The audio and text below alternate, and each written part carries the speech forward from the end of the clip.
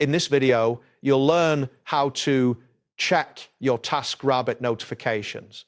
By following these steps, you will be able to see how you receive updates regarding your tasks and communications. Start by navigating to the Taskrabbit application or website on your device. Once you are on the main interface, look for the option labeled Account. This is typically found in the menu, usually accessible from your profile picture or an icon representing your account. After selecting Account, a new screen will appear that contains various settings related to your account. Locate and click on the Notifications option.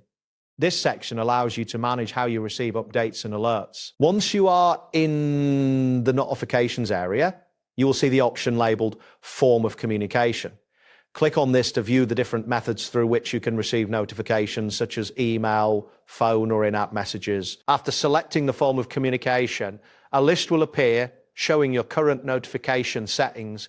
Review these options carefully to ensure that your preferences align with how you want to be notified. If you decide to make any changes to your notification preferences, you will have the option to either save or cancel these changes.